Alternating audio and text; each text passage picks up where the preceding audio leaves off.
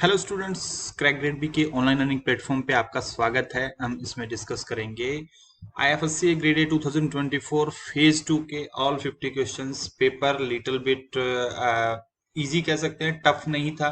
Factual है तो गलतियां होने के चांस रहते हैं। एंड इम्पोर्टेंट थिंग कि इस बार इंश्योरेंस और पेंशन से काफी क्वेश्चन पूछे गए हैं, लगभग 20 questions only from the insurance and pension. 12 से 13 क्वेश्चन इंश्योरेंस के पूछे गए हैं, 8 क्वेश्चन लगभग आपके पेंशन सेक्टर से पूछे गए हैं। बहुत ही डायरेक्ट क्वेश्चन है, ज्यादा डिफिकल्ट नहीं है। तो कट ऑफ में भी higher side as compare to the last year, उसका एक अलग से एनालिसिस करेंगे।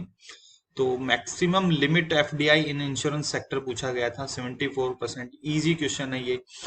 दूसरा क्वेश्चन था कि minimum size of future contract. अभी एक कमेटी बनाई थी, उसने रिकमेंड किया था कि जो फ्यूचर और ऑप्शन कॉन्ट्रैक्ट का जो लोड साइज है उसका साइज 20 लाख कर दिया जाए। तो करंट पूछा था, जो एग्जिस्टिंग है वो 5 लाख है इसका आंसर। अगर आप थर्ड क्वेश्चन था, इंश्योरेंस कंपनी के खिलाफ कंप्लेंट डाली है आपने, और इंश्योरेंस कंपनी को जो आईआरडी के गाइडलाइंस है, इंश्योरेंस ऑमेंडमेंट स्कीम जो बोल सकते हैं हम, है उसके अकॉर्डिंग इंश्योरेंस कंपनी को 1 मंथ में आपकी कंप्लेंट को रिजोल्व करना है। अदरवाइज अगर 1 मंथ में रिजोल्व नहीं करते हो तो आप इंश्योरेंस ऑमेंडमेंट को अप्रोच कर सकते हो। Next question, maximum pension in AP, Atal pension योजना। इजी क्वेश्चन था। 1000, 2000, 3000, 4000, 5000 ये रेंज है। 5000 is the answer for this. और ये सारे मेमोरी बेस्ड क्वेश्चन है, हमने स्टूडेंट से ही कलेक्ट किए हैं। Municipal bond issued for the finance project like airport, new building, hospital are known as revenue bond. तो ये भी एक क्वेश्चन था। उसके बाद maximum denomination bank note as can be issued by the RBI under act, it is 10,000। ये सारे question cover है। एक फिफ्थ क्वेश्चन कवर नहीं था, इसका ये थोड़ा सा डेप्थ में पूछा गया है कॉन्सेप्ट। बाकी लगभग 90% से ज्यादा क्वेश्चन डायरेक्टली कवर्ड है कंटेंट में। और टॉप 100 सीरीज से 22 प्लस डायरेक्टली, मतलब देखो कंटेंट सभी कोचिंग्स प्रोवाइड करते हैं, सबका मैच हुआ होगा, बट क्वेश्चंस मैच होना एक डिफरेंट थिंग है। तो हमारे डायरेक्ट क्वेश्चंस मैच होते हैं, एग्जैक्ट क्वेश्चन जो प्रोवाइड करते हैं वैसे क्वेश्चन आपको हर एग्जाम में देखने में मिलेंगे। पहला एग्जाम नहीं आया, फिर आप सेबी की बात कर लो, आरबीआई की बात कर लो, नाबार्ड का फेज 1, आरबीआई की जीए की बात कर लो। इसके बाद NPS give an option of tapping your exit और withdrawal from NPS till the maximum age of 75 years. तो एनपीएस की जो एज है आपकी मैक्सिमम है वो 75 ईयर्स तक आप कंटिन्यू कर सकते हो। विच of the following is statutory insurance. Third party motor insurance है वो कंपलसरी है, आपका इंश्योरेंस एक्ट में मेंशन किया गया है। तो स्टेचुरी इंश्योरेंस की अगर हम बात करेंगे तो ये थर्ड पार्टी मोटर इंश्योरेंस है।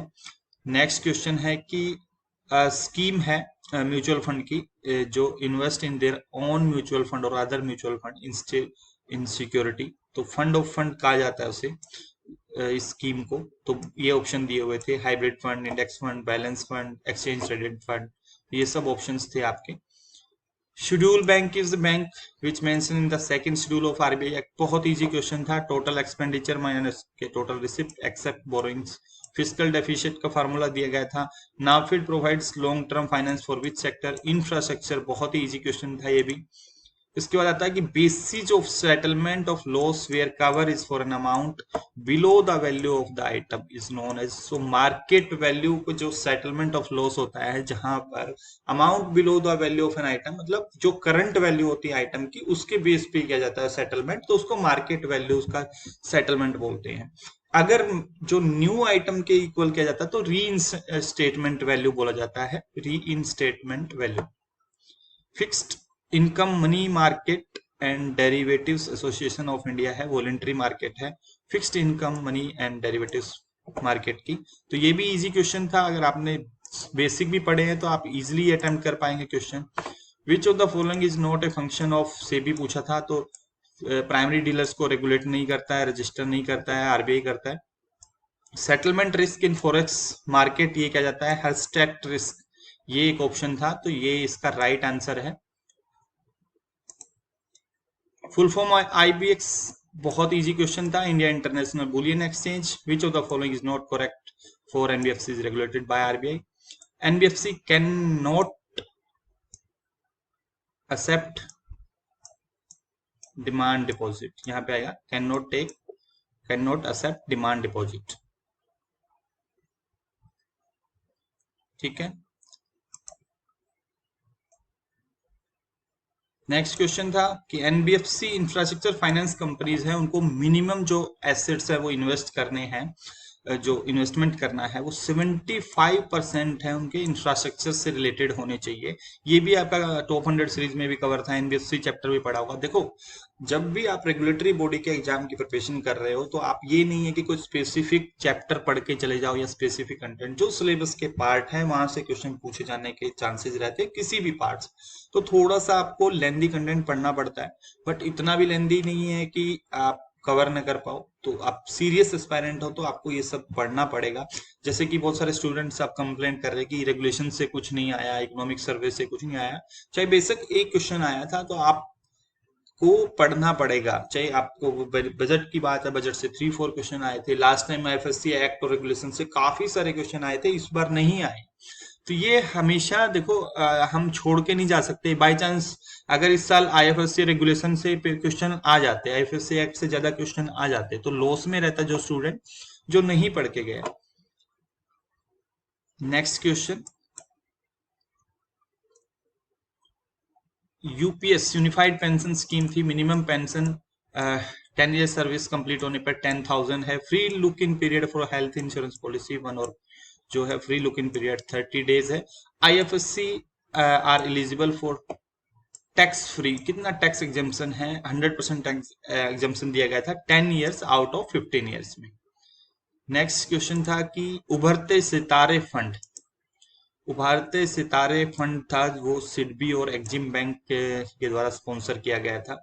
Direct benefit transfer of 1 month salary in 3 installment of first time employ registered in the EPFO will be up to, ये बजट की स्कीम ए की बात हो रही है।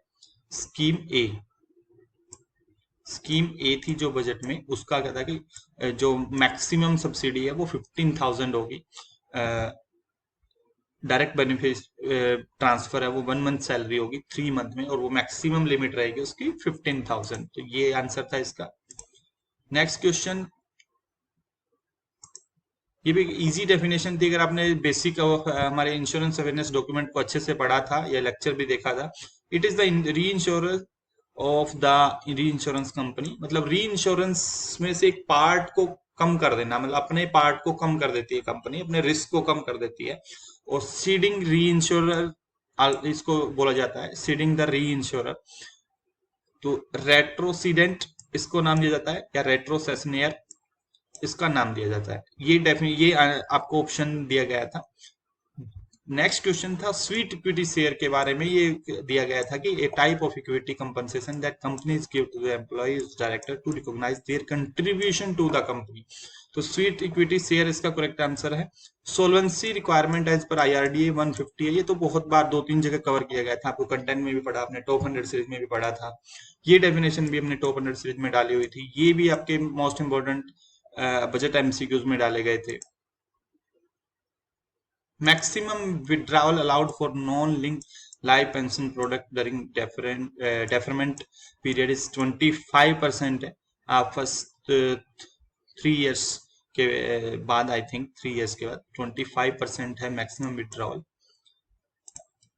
Next question, realization value of damaged asset which deducted from the claim is known as salvage loss. Salvage loss किया जाता है। इंडेमिनिटी एक डिफरेंट, सॉरी डिडक्टिबल एक डिफरेंट थिंग होती है। डिडक्टिबल तो आपका फ्रंट में ही पहले ही मेंशन किया जाता है पॉलिसी में, but realization value of damaged asset, तो ये जनरली मैरीन इंश्योरेंस के केस में होता है कि अगर आपका कोई भी सपोज प्रोडक्ट है या आपने जो भी शिप किया था वो डैमेज हो जाता है, तो उसका जो वैल्यू होगा, सेल वैल्यू मतलब डैमेज एसेट का, वो डिडक्ट करके आपके सपोज आपके पास जो एसेट आया है, जो भी आपने शिप किया था, उसको आपने सेल करने से जो वैल्यू आई है उसको माइनस करके आपको क्लेम मिलेगा, that is salvage loss. which it means providing a platform for IT related services to the e-commerce and connect buyers and seller, marketplace e-commerce model. This is next was easy question, open market operation. the tool used by the RBI to absorb liquidity. तो open market operations की definition दी थी, exact question नहीं पता है, but as per the students it was a definition of open market operation. Money market instrument कौन सा नहीं है, नेक्स्ट क्वेश्चन था, तो dated government securities are not a money market instrument. SGX Nifty renamed as GIFT Nifty, easy question था ये भी, बार बार न्यूज में रहता है. Minimum annual contribution required to the NPS tier 1, this is 1000, ये भी हमारा टॉप सीरीज में भी था, कंटेंट में भी कवर किया गया था. Two counter party paid interest और principal on agreed date in different currencies not at. Interest rate swap की एक डेफिनेशन दी गई थी.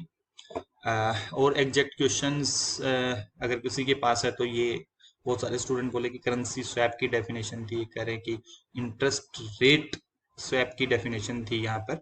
तो मैक्सिमम मेजॉरिटी स्टूडेंट ने बताया कि it is was definition of the interest rate swap. Employees contribution in EPF it is 12%. Gold contract है वो फ्यूचर, जनरली गोल्ड कॉन्ट्रैक्ट है वो स्टैंडर्डाइज्ड होते हैं, और फ्यूचर्स की फॉर्म में ही, अगर आपके स्टैंडर्डाइज कॉन्ट्रैक्ट हैं तो क्या होगा, फ्यूचर होगा. अगर स्टैंडर्डाइज कॉन्ट्रैक्ट नहीं है तो फॉरवर्ड के केस फॉरवर्ड रहेगा. जनरली जो मेटल्स हैं वो आपके फ्यूचर्स में ही ट्रेड किए जाते हैं, मीन्स स्टैंडर्डाइज होते हैं. Next question, Reserve Bank of India platform launch किया था अभी, तो लैंडिंग सेक्टर के लिए transform Indian lending sector, that is unified lending interface. Next question था, एज पर economic survey India equity market cap पर GDP is 5th largest in the world. Employ deposit insurance linked maximum benefits की, तो 7 lakh was the answer. ये भी हमने कई जगह कंटेंट में भी कवर था, आपका टॉप 100 सीरीज में भी कवर था. तो ये देखो कुछ आपने, अगर आप हमारे सब्सक्राइबर तो मुझे लग रहा है कि आपने ये क्वेश्चन 100% करेक्ट किया होगा. देखो क्वेश्चन मैच कराना एक डिफरेंट चीज होता है कि एग्जैक्ट क्वेश्चन आप मैच करा देते हो जो पेपर में पूछे गए हैं. Maximum member in IFSC is 9. Minimum period required for APY scheme is that is 20 years. 20 years के लिए आपको कंट्रीब्यूट करना है स्कीम्स में, अटल पेंशन योजना में. Next question, money mobile money identifier code है वो कितने डिजिट का होता है, 7 digit.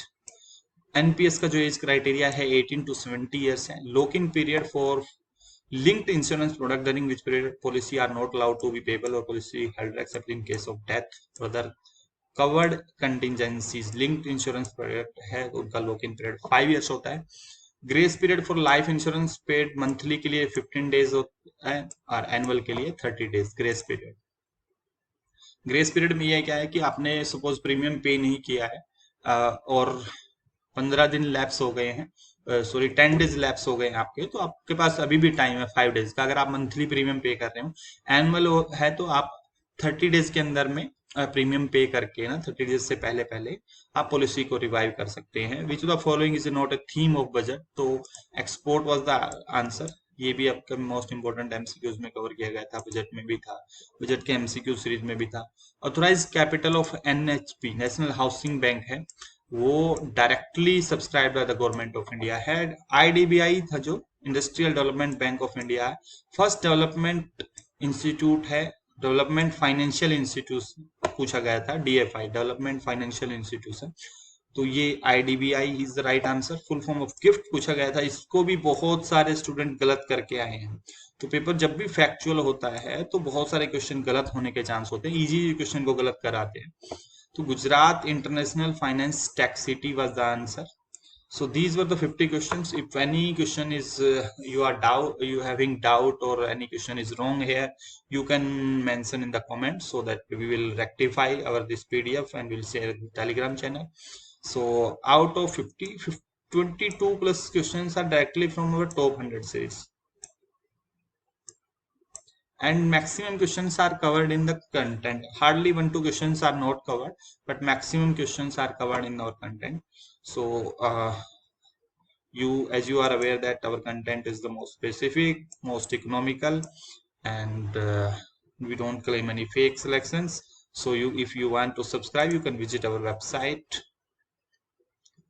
that is crackgradeb.com. if you are preparing for other exams, you can or any other exam you are targeting for the next year, you can go to our website and you can subscribe and keep following us. Thank you and happy learning.